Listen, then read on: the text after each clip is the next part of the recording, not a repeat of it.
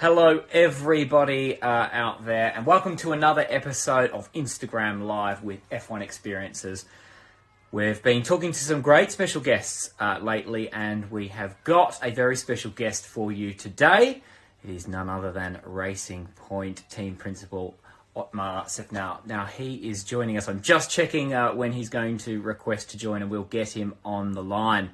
So we look forward to speaking to him. Well, we're only about 3 weeks out from the season beginning, and definitely, if you remember back to March, the cancellation of the Australian Grand Prix, it looked like it was going to be a very, very long season indeed until we went back racing. But good things come to those that wait, and we are going to be racing in Austria in only a few weeks' time. So definitely we're all excited about that. We're going to ask Otmar about his preparation for the upcoming races. Obviously 2 races kicking off the season at the Red Bull Ring in Austria. So a lot of preparation to do for the teams that have been largely doing what you and I at home have all been doing, which is not a lot. Most of the world being in lockdown and waiting to get back to racing. So we will pick his brain to see just how he's been getting the team prepared to go racing. And I can see that he is trying to join us now. So we will connect him shortly when he pops up in front of my screen here.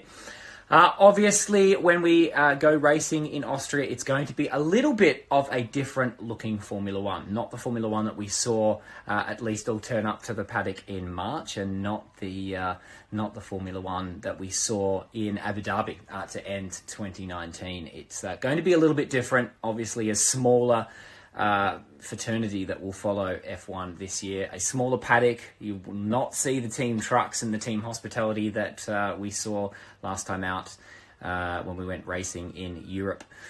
So it's going to be a little bit of a different F1, and obviously everyone will be using a lot of social distancing, which we'll see.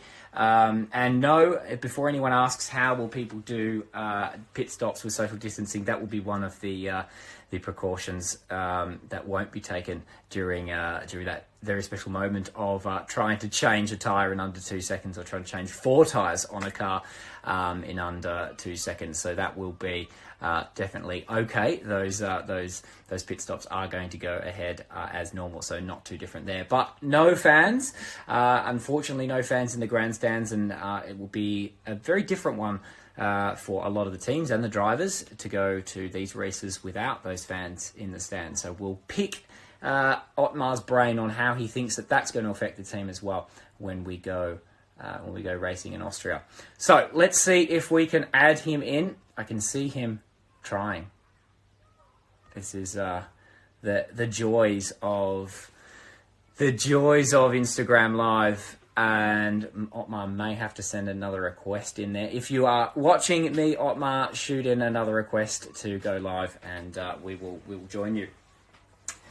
So yes, we've got the 2 races kicking off in Austria. Then obviously we have got a little trip over to Hungary before we get to Silverstone.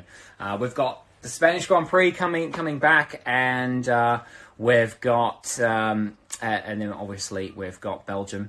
A big favourite of a lot of F1 diehards out there is seeing the Spa circuit, and of course Monza. How could you have a European Grand Prix without Monza? A lot of people very, very happy to see that Monza was confirmed recently, and will be joining the first 8 races of this season, and then the following races yet to be announced, but we'll see what the rest of the season looks like for Formula One as countries work out how they're going to facilitate having a Grand Prix.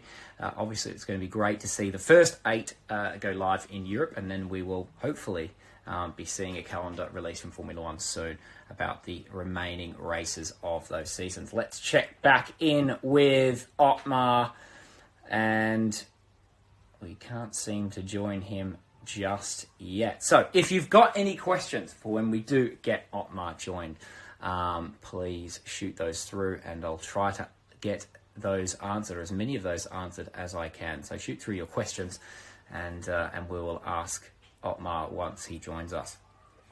We'll have another check if he's on the line here.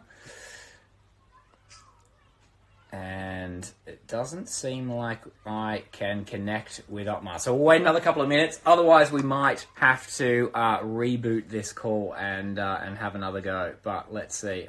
We've got another request here. And I am adding in team principal of Racing Point. It says waiting for Otmar F1. So it should join us in just a second. And there he is. Otmar. How are you? Hey, how are you? I'm very well. We got you on board. How are things? Yeah, good, thank you. We're back to work and preparing for Austria. Exactly. Well, that's the thing that we were going to ask you. The whole world, all of us, we went to Melbourne and we were there ready to go racing. Obviously, it didn't happen. What did the following weeks and months look like flying once you flew home from Australia? Well, instantly quarantined because, as you know, we had a positive case in the paddock, and we didn't really know how widely that had spread, and there's also risk on the airplane. So everybody that came back quarantined for 14 days. Actually, less than that because we ordered some tests and tested everybody to make sure that we didn't have the virus. But by the time we got their test results, which at that time took about 5 days, we had the shutdown imposed upon us. So we were home from the time we got back from Australia all the way up until end of May. Yeah. It's definitely been a very long time without Formula One. But what kind of positives have you taken out, or you and the team taken out from this extended time away from Formula One racing? Well, because the unprecedented season of not racing for half the year, and that's going to curtail our income for this year too. So we had to look at ways of saving money, and I think one of the positives to come out of that is we have a lower and probably better cost cap than we were anticipating. I think we have better rules for next year too. We've homologated parts so that we don't have to redesign them and use them really for about a season and a half. Well, hopefully this season can be more than a half. Hopefully it can be 3/4 of a season, and we end up doing 16 out of the 22 races. So yeah, definitely some positives. We're learning how to tighten our belts such that if anything like this happens again, we're on better and stronger financial footing. And moving into the season, obviously the last time we saw the RP20 out was in a very strong frame of mind, and the car looked fantastic in testing. Now, this is looking quite good. You obviously were finally able to better package the Mercedes running gear into the Racing Point body. So is this looking like a season that's going to swing your way? You'll be ruffling the feathers of a few teams ahead of you? Yeah, I hope so. I mean, we in the past did a good job at ruffling feathers, even when we were a bit compromised at the rear with a Mercedes gearbox and a high rake aerodynamic concept that Red Bull pioneered and others started running. This will be the first time where we can actually run a similar aerodynamic concept to Mercedes, which the gearbox is designed to suit. And I think that should bode well for us. We saw some very promising results at Barcelona, which usually, if you have a quick car at Barcelona, you've got a decent aerodynamic package. That's what it was all about, is getting better aero at the rear, getting better rear stability, which allows the drivers to push more as well, feel more comfortable in the car. So even if you get better downforce figures, it also helps with driver confidence, and that can usually eke out a tenth or two a lap. And we're looking forward to actually racing it in anger and not just running around testing.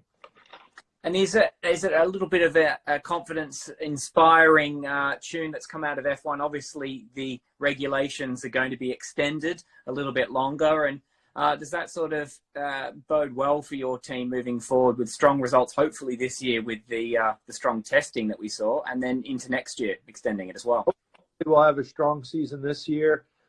we can only do limited upgrades for next year. Like I said, a lot of the car is homologated. We only had a couple of tokens to use. We're going to use those tokens to make some tweaks to the car, but it'll predominantly be the same as this year.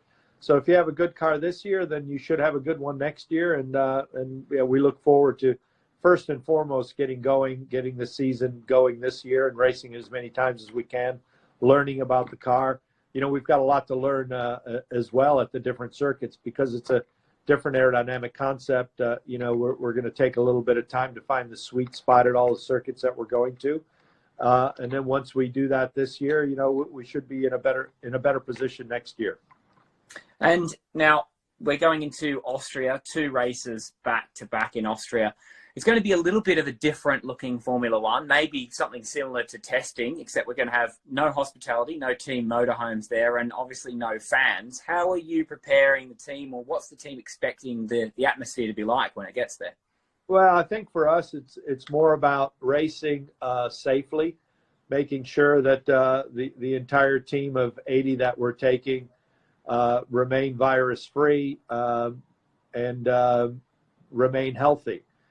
If we get an outbreak in the paddock, for example, that could halt the entire season. So we don't want that. I think the atmosphere will be secondary. There won't be fans, not as many people in the paddock, a limited amount of journalists, but that's mainly such that we can put on a really, really good show for the TV audience. And although our live fans are very, very important to us, we can go racing with just putting on a great show for television.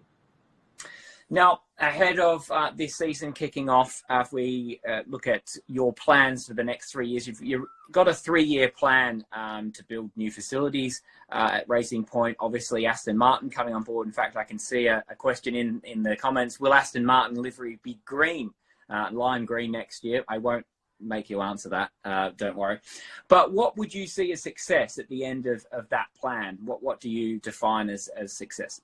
Well, Aston Martin has got great racing heritage and pedigree. It's a fantastic company, a name that started off racing. But, it was first a racing car before it became a sports car company. And we've got to do a great job as a Formula One team having the Aston Martin name, such that we can compete with the top 3. And that would be a success if we can actually achieve that in the next 3 years. And like I say, even if the top 3 become the top 4 because we're competing at the same level, the same plateau, that would be successful. So we'd like to be regular podium contenders and, every once in a while have a sniff at a win. And do you think that the move to the new regulations that are going to come into the sport and the cost caps, are they going to be a positive for the sport and in your particular case for your team? Yeah, I mean, we've always operated at a cost level that's actually even underneath the cost cap that's coming in. So I think from that regard, it'll be advantageous to us to put a cost cap in because we know how to operate there efficiently, and efficiency will become more important than just all-out spend or how much money you have to spend on upgrades. It's going to be how efficient you can be, and I think our team has been traditionally very efficient, so I think that will definitely help. As far as the regulations go, they're not quite written. The majority are, but the devil's in the detail. The detail's being written now, so we'll soon have a good look at what those regulations are and start in earnest on next year's car, which we can't. On the 2022 car, not the 2021 car, which we can't do this year anyway.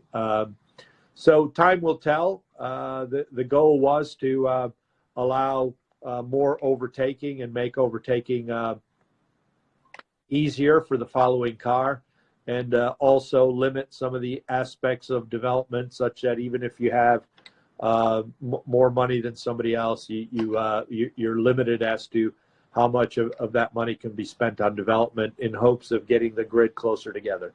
But there will always be in Formula One some differentiator that others will have done a better job on, and we'll probably always have some teams winning and others in the middle and others not winning, so to speak. We just have to make sure that we have an organization that's capable of racing at the sharp end of the grid.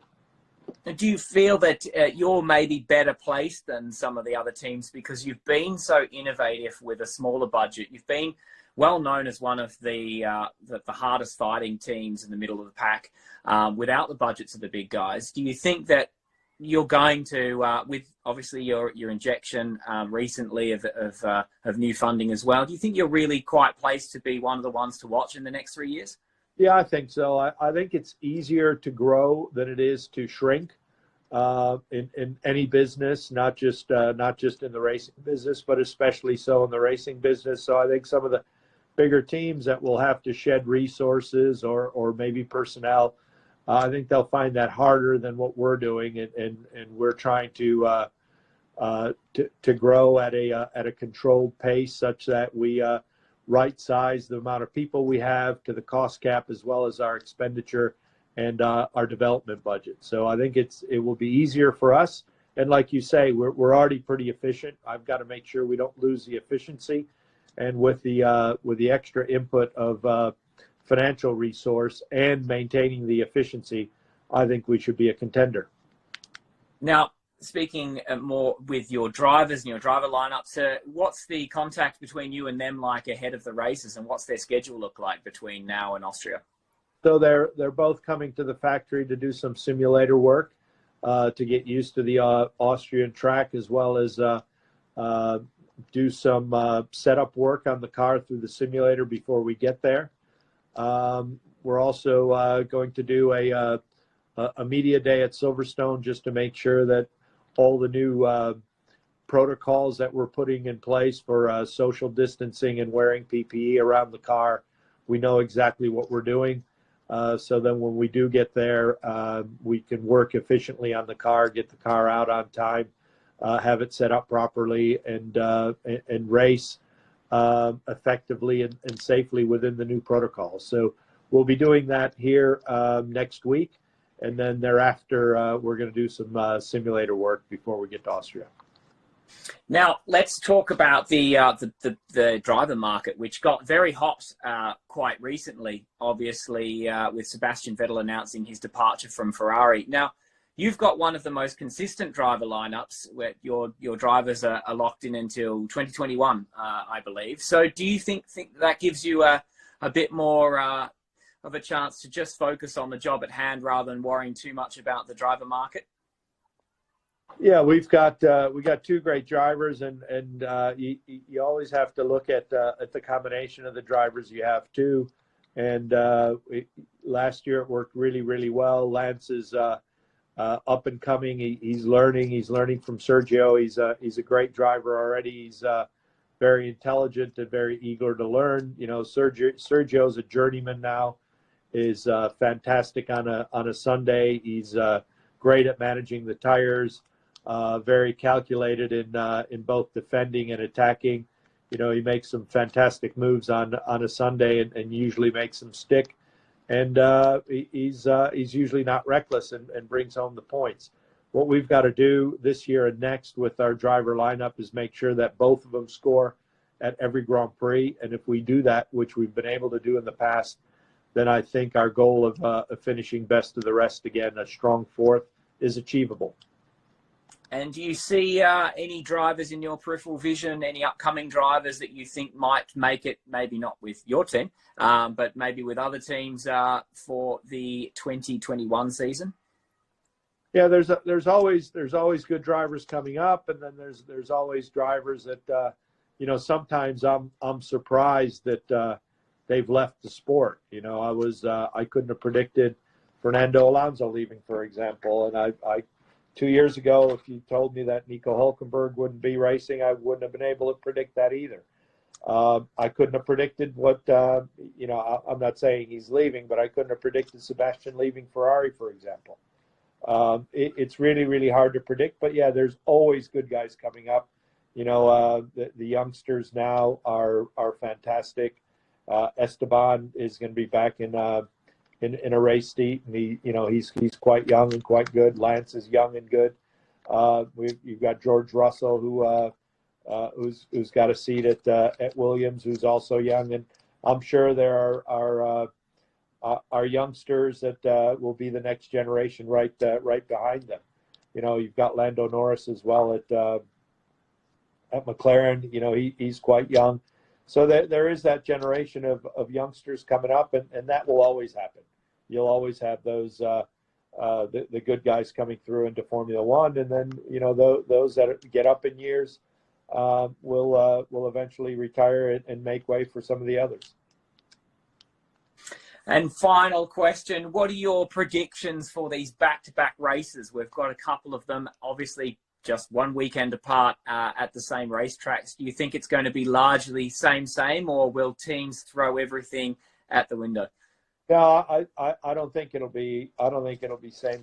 We had a great race in Austria last year, and I think if the racing is close, which it has been, and it's been very, very close in the midfield, for example.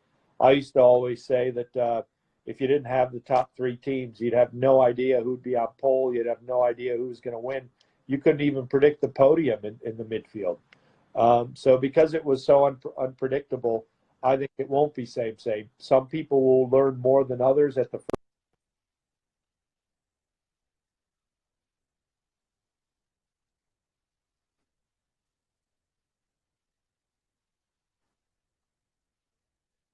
It'll be fun to see the differences from one weekend to the next, see who's learned the most, and see who can make some advances.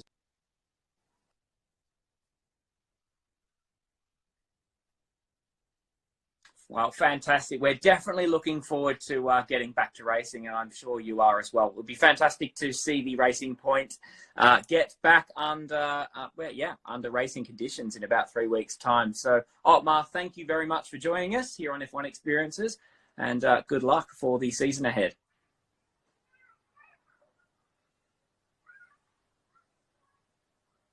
I think we might be...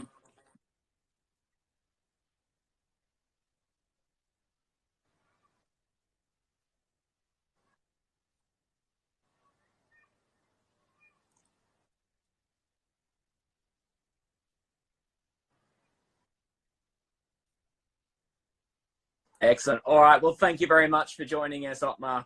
We'll see you later. Bye-bye. Cheers.